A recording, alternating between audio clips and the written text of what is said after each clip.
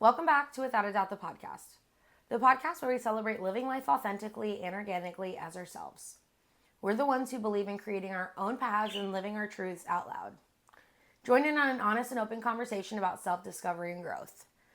I'm your girl Mad, your host, and a bird lady. And if you hear my bird chirping in the background today, it's because she's chilling in my office. I'm your new sprinkle of reality, and I'm here to remind you that it's okay to do life different, that you don't have to do what is expected of you, and that your happiness, it matters. And yes, even us baddies who know this need this reminder too. We made it to episode 14, and we're moving into our final month of the year, which means I still have like 4 more episodes to go, but I'm just not really ready for 2024. This year flew by, and I just don't feel like I accomplished all that I wanted to so far. I think this is also the first year I didn't feel burnt out though. And this may truthfully be the first year I feel like I didn't do enough. Growing up, my mom always told me that I burnt the candle at both ends. Guilty, I know this about myself, and maybe that's why I turned a page this year in an attempt to stay more cool, calm, and collected. But maybe this is also why I just feel like I'm behind in some of my goals. I mentioned this on a podcast earlier, and it's okay that I feel this way. It was a year realization for me. I've always had multiple jobs up until 2020. And then in 2020, I became a freelance entrepreneur with my hands in multiple baskets, with eggs everywhere. I do like it better this way. I have more freedom, and that comes with a price. And at times, that's financial insecurity, which I'm working better to achieve in a more constant manner.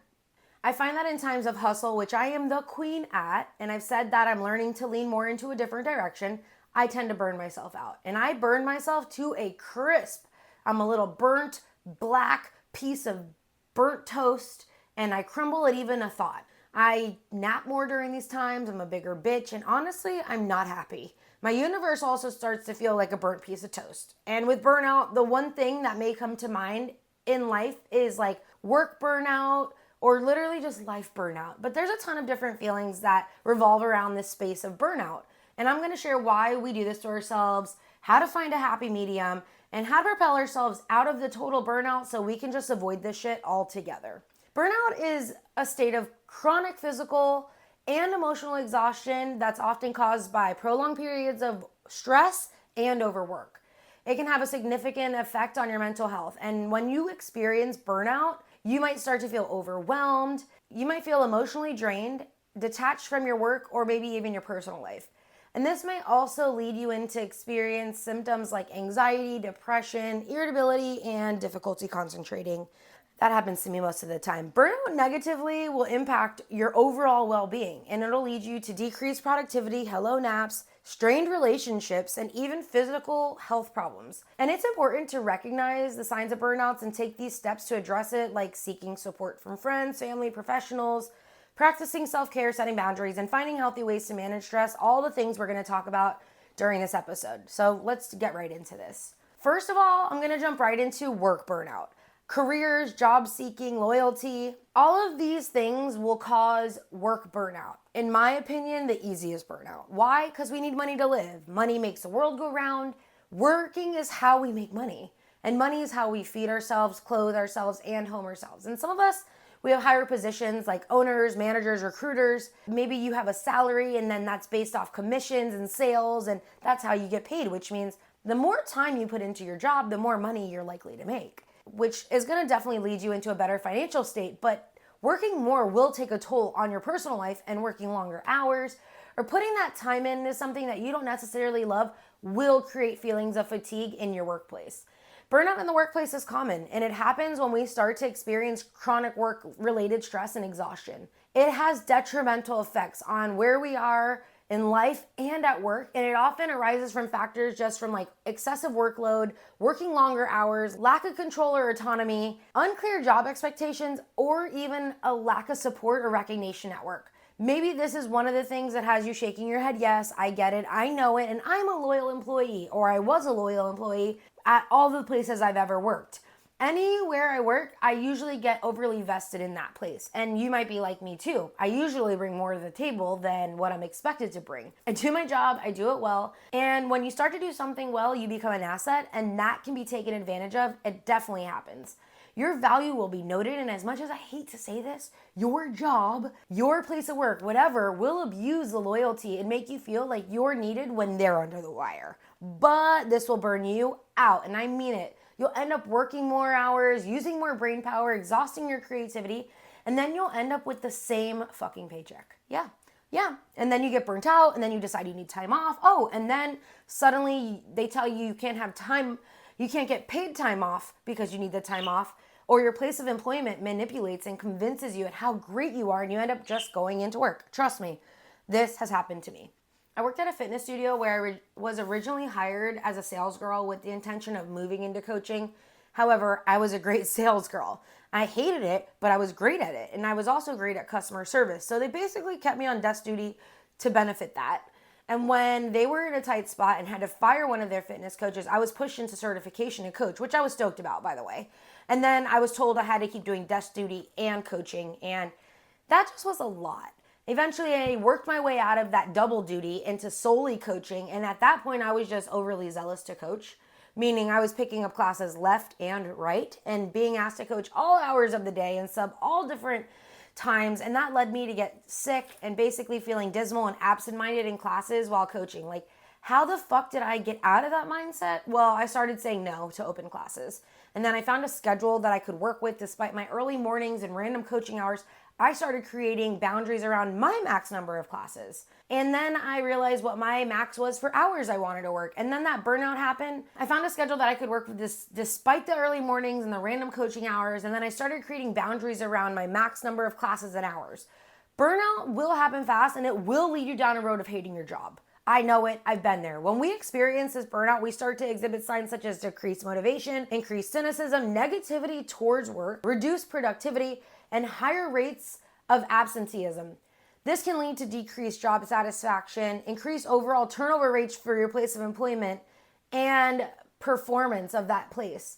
And this held most true. I would be coaching classes and talking and coaching through, but then I was thinking to myself about golf and other random shit that wasn't even about the class. Like, my mind was not there even though my body was. Not all of these workplaces foster a positive environment. Rather, a lot of businesses aren't really going to be worried about your well-being. They have money to make, they have bills to pay, and I've heard this so many times, everyone is replaceable. Side note, that is correct. But not everyone is going to be you. Not everyone will perform. No one's going to get the job done like you. No one might be as great as you. But we all do have talents, skills, and different aptitudes that make us who we are. So don't forget that next time somebody tells you that at your job. Like, yeah, I am replaceable, but I am who I am, and you can't replace me. Burnout at the gym can happen, and this is another big one. It's when we become creatures of habit, especially at the gym. That's going to lead us into boredom. Why? Because most of us don't really know what to do. So we start taking classes, following the same routines, and then we just stick with the fucking basics. In order to avoid burnout and gym boredom, I think it's important to just cross-train. I was a fitness coach for over 6 years and a group fitness girly for over 10, finding classes, routines, and seeking out new movements. Being well-rounded and well-versed in how you work out are going to help you feel better and get away from feelings of disengagement at the gym. It's so good to try new things. And this is going to lead you to learning new things about yourself. Once again, building your confidence. I was once overweight, size 16, but I was a runner. I ran 3 miles all the time, and I was actually one of the bigger girls, and that was the biggest I'd ever been. My friend introduced me into group fitness classes, and then my entire journey pivoted. I got into classes like spin, weight training, lifting, Pilates, hot yoga, just HIIT classes, and overall, every class was different. And they showed me parts of myself that I didn't even know existed. They pushed me to limits further than I knew. That created excitement for me to come back. But then when you're constantly doing the same class, the same routine, the same sets, you know what's coming. It's hard to find excitement when the mundane routine is on repeat. Venturing out, cross-training, adding new little things in is how you're gonna find the caveat you need to bypass that burnout. What about creative burnout? This is me, really. As humans, we're constantly seeking out our next accomplishment, next viral video, next big thing. It's like a chase, and that gets exhausting. Creating happens naturally when inspiration encompasses you. If you're working and always creating, you start to feel like I'm always doing the same thing, the same shit. Self-doubt creeps in, your last failure starts swirling around in your mind, and then better yet, you just start feeling burnt out about life, and yeah, this happens.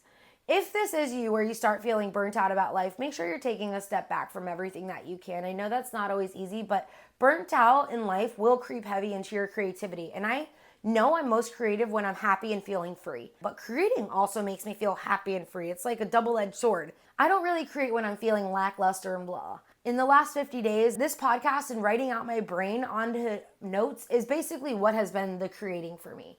I usually make video content and I'm not really inspired. My life, everything just feels burnt out. Mostly from world state, but also just in a general idea where I'm wanting to go, because I start questioning if the life I'm creating is actually going to get me to success. I'm burnt out from trying not to be stuck in the life matrix. Naturally, I'm a creator of my own path, and yes, that can get exhausting. But I can't allow my mind and my brain to take over the sparks of creating art, writing videos, and upcycled reworking projects. I know doing this stuff is what sparks my soul, but our soul also needs that spark. So here's a few little things and tips for avoiding how to get out of burnout, which is going to require a combination of self-care, boundaries, seeking support. There's a lot of things. So let's get into, I think I have 7 of them. Number 1, you got to recognize and acknowledge your burnout. Number 1, that's the first thing, right? Self-awareness is crucial for taking steps in the right direction towards recovery. Step 1 in all aspects of life is usually making the first step to change. 2, you need to take a break. I said this before. Allow yourself to break from whatever you can, whatever work thing, any other signs of stress. Take the time off. If possible, you need to rest and recharge. You can use that time to engage in whatever you find is enjoyable and whatever you think is actually going to get you to relax. For me, I think that's getting into nature, going for a walk, sunshine on my mind. It's always there. Do you know what you love to do? Well, do that. And I'm very well aware resting is super hard for you. You're like, Madison, I don't know how to do that. You have to learn to rest in order to recharge and be an active participant of humanity. 3, you need to make sure you're prioritizing self-care. Focus on taking care of your physical and your mental health, ensuring you're getting enough sleep, eating nutritious foods, engaging in regular exercise, movement, whatever you call it, incorporating activities that bring you joy and help you unwind, such as whatever hobbies, hot yogas for me, spending time with your loved ones. I really need to get back to hot yoga. But make time for it. Find an accountability buddy if you have a hard time. Go check out my podcast about accountability, or just set an activity you look forward to doing. That is a great way to get excited and avoid the burnout. Number 4, boundaries. You got to set them, baby.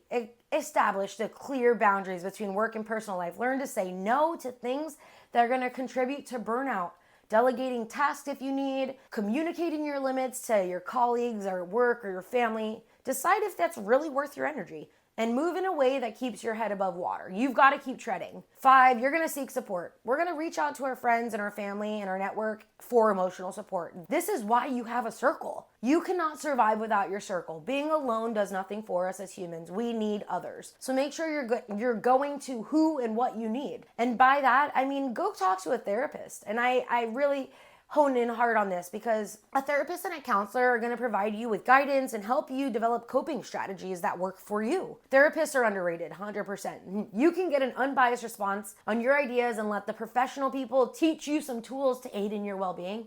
Number 6, make sure you're reevaluating your priorities and your goals, right? If you're constantly getting burnt out, you need to make sure you're reflecting on what's happening there. Start figuring out what values and what goals are important, and then figure out professionally, personally, assess what you can do to make the changes, and then align those actions with the priorities. This is gonna really involve reassessing your workload. This is gonna be really hard, because there are gonna be some things that are gonna feel like you're between a rock and a hard place. You might be even needing to seek a new opportunity or making adjustments in your career path. And ultimately, you're gonna have to decide if that's really how you want to continue your life. Is it worth the burnout? Is it worth the life that you want to lead? And number 7, you got to make sure you're practicing stress and management techniques. Incorporating stress management into your daily routine, like mindfulness meditation, deep breathing exercises, journaling, going for a walk or a run, whatever does your stress reduction for you. I think moving your body and getting that endorphin rush is super important. That'll do it for you too. Finding a release for your physical state is very necessary for stress management.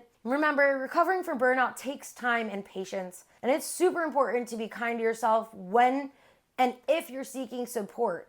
If these symptoms are getting worse or they're not going away, maybe you really need to consider seeking a healthcare professional for further guidance, because I'm not a doctor, not a life coach or any sort of professional in that field. I'm just a podcaster with an opinion, and I'm a human living through experiences, and most of these are things that have worked for me.